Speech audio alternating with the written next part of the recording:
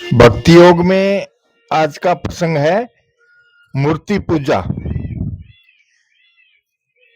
हमारे सनातन वेदांतिक सिद्धांत में भक्त लोग मूर्ति का पूजन नहीं करते, प्रत्युत परमात्मा का ही पूजन करते हैं। मतलब है कि जो परमात्मा सब जगह परिपूर्ण है, उसका विशेष ध्यान रखने के लिए मूर्ति बनाकर उस मूर्ति में उस भगवान का पूजन करते हैं, जिससे सुगमता पूर्वक परमात्मा का ध्यान चिंतन होता रहे। अगर मूर्ति की पूजा होती है तो पूजने वाले के भीतर पत्थर की मूर्ति का ही भाव होना चाहिए कि तू अमुक पर्वत से निकले हो, अमुक व्यक्ति ने तुमको बनाया है, अमुक व्यक्ति ने तुमको यहाँ लाकर रखा है, अतः हे पत्थर देव तुम मेरा कल्याण करो। परंतु ऐसा कोई कहता ही नहीं, तो फिर मूर्ति पूजा कहाँ हुई। अतः भक्त लोग मूर्ति की पूजा नहीं करते, किंतु मूर्ति में भगवान की पूजा करते हैं, अर्थात मूर्ति भाव मिटाकर भगवत भाव करते हैं। इस प्रकार मूर्ति में भगवान का पूजन करने से सब जगह भगवत भाव हो जाता है। भगवत पूजन के भगवान की भक्ति का आरंभ होता है। भक्त के सिद्ध हो जाने पर भी भगवत पूजन होता ही रहता है। मूर्ति में अपनी पूजा के विषय में भगवान ने गीता में कहा है कि भक्त लोग भक्तिपूर्वक मेरे को नमस्कार करते हुए मेरी उपासना करते हैं। प्रेम पूर्वक पत्र पुष्प फल जल आदि मेरे अर्पण करता है, उसके दिए हुए उपहार को मैं खा लेता हूं। देवता विष्णु शिव शक्ति गणेश, विष्णु शिव शक्ति गणेश और सूर्य, ये ईश्वर कोटि के पंच देवता, ब्राह्मणों, आचार्य, माता पिता आदि बड़े बुड्ढों और ज्ञानी जीवन मुक्त महात्माओं का पूजन करना शारीरिक तप है। अगर सामने मूर्ति न हो तो किसको नमस्कार किया जाएगा, किसको पत्र पुष्प फल जल आदि चढ़ाए जाएंगे और किसका पूजन किया जाएगा। इससे यही सिद्ध होता है कि गीता में मूर्ति पूजा की बात भी आई है। इसी तरह गाय, तुलसी, पीपल, ब्राह्मण, तत्वज्ञ, जीवन मुक्त, गिरिराज, गोवर्धन, गंगा, यमुना आदि का पूजन भी भगवत पूजन है। इनका पूजन करने से सब जगह परमात्मा है, यह बात सुगमता से अनुभव में आ जाती है। अतः सब जगह परमात्मा का अनुभव करने में गाय आदि का पूजन बहुत सहायक है, कारण कि पूजा करने वाले ने सब जगह परमात्मा है ऐसा मानना तो शुरू कर दिया है।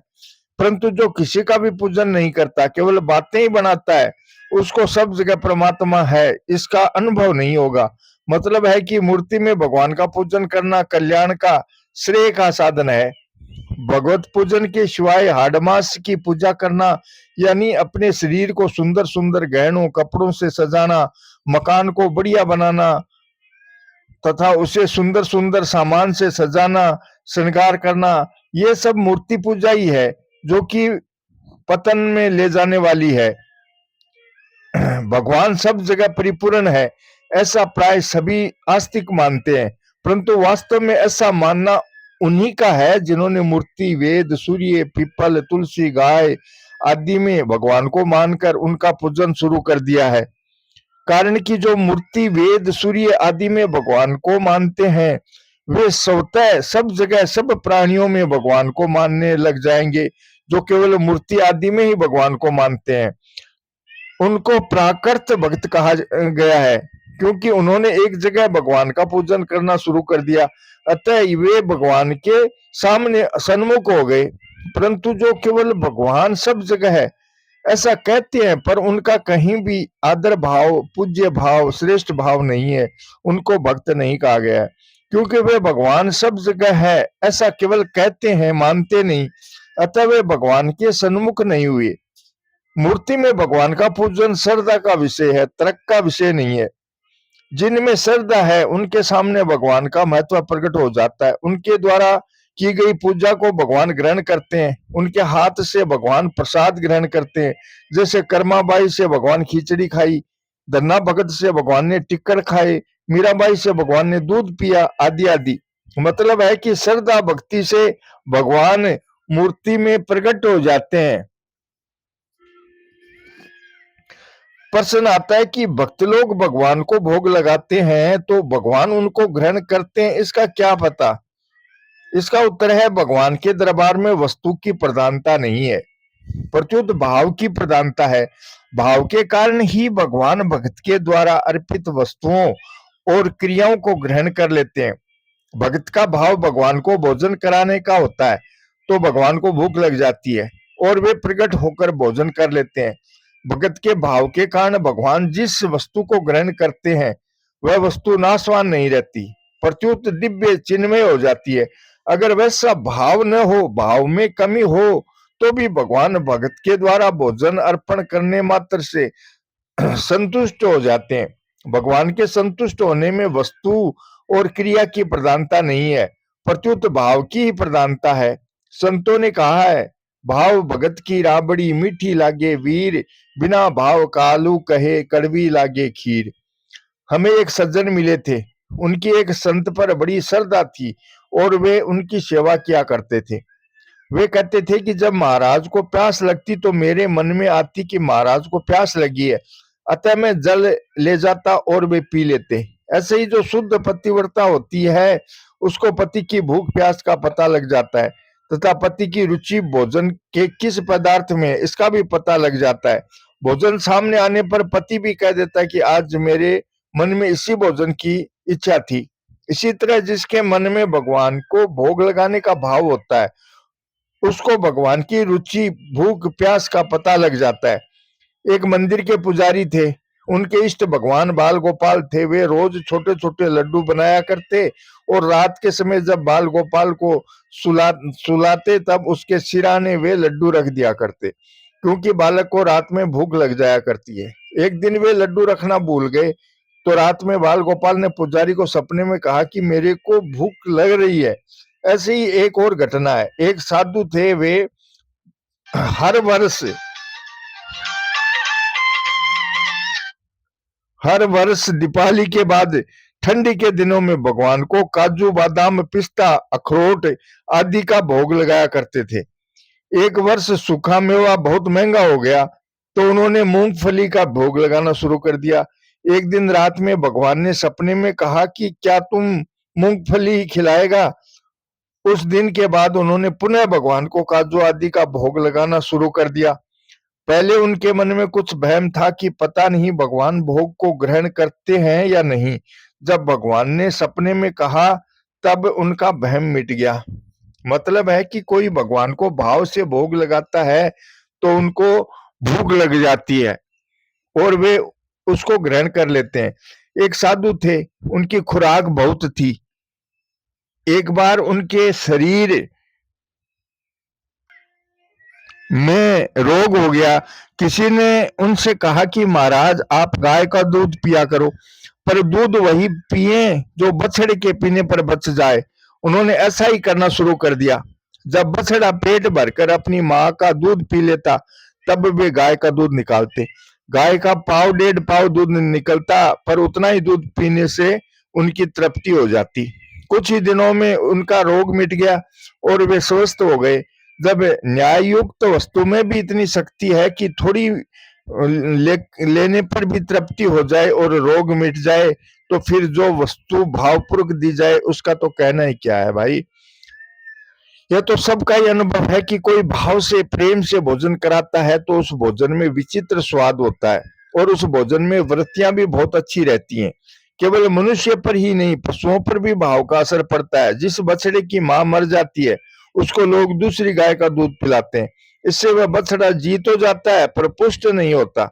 वही बछड़ा अगर अपनी माँ का दूध पीता तो माँ उसको प्यार से चाटती, दूध पिलाती, जिससे वह थोड़े ही दूध से पुष्ट हो जाता। जब मनुष्य और पशुओं पर भी भाव का असर पड़ता है तो फिर अंतर्यामी भगवान पर भाव का असर पड़ जाए, इसका तो कहना ही क्या है। विदुरानी के भाव के कारण ही भगवान ने उसके हाथ से केले के छिलके खाए। गोपियों के भाव के कारण ही भगवान ने उनके हाथ से छीनकर दही मक्खन खाया।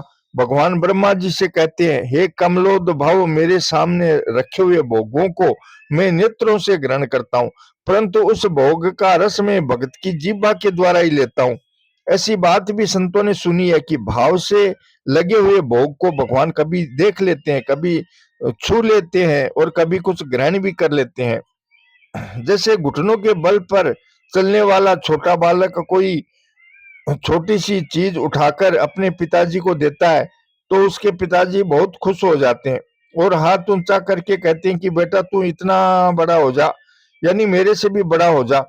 क्या वह वस्तु अलभ्य थी? क्या बालक ने देने से पिताजी को कोई विशेष चीज मिल गई? नहीं, केवल बालक के देने के भाव से ही पिताजी राजी हो गए। ऐसे ही भगवान को किसी वस्तु की कमी नहीं है और उनमें किसी वस्तु की इच्छा भी नहीं है, पर फिर भी भगत के देने से भाव से वे प्रसन्न हो जाते हैं। परंतु जो केवल लोगों को दिखाने के लिए, लोगों को ठगने के लिए मंदिरों को सजाते हैं, ठाकुर जी का श्रृंगार करते हैं, उनको बढ़िया बढ़िया पदार्थों का भोग लगाते हैं, तो उसको भगवान ग्रहण नहीं करते, क्योंकि वह भगवान का पूजन नहीं है, प्रत्युत रूपियों का पूजन है। जो लोग किसी भी तरह से ठाकुर जी को भोग लगाने वाले को, उनकी पूजा करने वाले को पाखंडी कहते हैं और खुद अभिमान करते हैं कि हम तो उनसे अच्छे हैं क्योंकि हम पाखंड नहीं करते, ऐसे लोगों का कल्याण नहीं होता। जो किसी भी तरह से उत्तम कर्म करने में लगे हैं, उनका उतना अंश तो अच्छा है ही, उनके आचरण में, रहन सहन में तो अच्छापन है ही, परंतु जो अभिमान पूर्वक अच्छे आचरणों का त्याग करते हैं, उसका परिणाम तो बुरा ही होगा। अब प्रश्न आता है कि दुष्ट लोग मूर्तियों को तोड़ते हैं तो भगवान उनको अपना चमत्कार क्यों नहीं दिखाते? इसका उत्तर है, जिसकी मूर्ति में सद्भावना नहीं है, जिनका मूर्ति में भगवत पूजन करने वालों के साथ बैर है और बैर भाव से ही जो मूर्ति को तोड़ते हैं, उनके सामने भगवान का प्रभाव, महत्व प्रकट होगा ही क्यों? कारण कि भगवान का महत्व तो श्रद्धा भाव से ही प्रकट होता है। मूर्ति पूजा करने वालों में मूर्ति में भगवान है, इस भाव की कमी होने के कारण ही दुष्ट लोगों के द्वारा मूर्ति तोड़े जाने पर भगवान अपना प्रभाव नहीं दिखाते। परंतु जिन भक्तों का मूर्ति में भगवान है, ऐसा दृढ़ विश्वास है, वहां भगवान अपना प्रभाव प्रकट कर देते हैं। जैसे गुजरात में सूरत के पास एक शिव जी का मंदिर है, उसमें स्थित शिवलिंग में छेद ही छेद है। इसका कारण यह था कि जब मुसलमान उस शिवलिंग को तोड़ने के लिए आए, तब उस शिवलिंग में असंख्य बड़े बड़े भंवरे प्रकट हो गए और उन्होंने मुसलमानों को भगा दिया। जो परीक्षा में पास होना चाहते हैं, वे ही परीक्षक को आदर देते हैं, परीक्षक के अधीन होते हैं, क्योंकि परीक्षक जिसको पास कर देता है वह पास हो जाता है और जिसको फेल कर देता है वह फेल हो जाता है। परंतु भगवान को किसी की परीक्षा में पास होने की जरूरत नहीं है, क्योंकि परीक्षा में पास होने से भगवान का महत्व बढ़ जाता, बढ़ नहीं जाता और परीक्षा में फेल होने से भगवान का महत्व घट नहीं जाता। जैसे रावण भगवान राम की परीक्षा लेने के लिए मरीच को मायामय स्वर्ण मृग बनाकर भेजता है, तो भगवान स्वर्ण मृग के पीछे दौड़ते हैं, यानी रावण की परीक्षा में फेल हो जाते हैं, क्योंकि भगवान को पास होकर दुष्ट रावण से कौन सा सर्टिफिकेट लेना था। ऐसे ही दुष्ट लोग भगवान की परीक्षा लेने के लिए मंदिरों को तोड़ते हैं, तो भगवान उनकी परीक्षा में फेल हो जाते हैं, उनके सामने अपना प्रभाव प्रकट नहीं करते, क्योंकि वे दुष्ट भाव से ही भगवान के सामने आते हैं।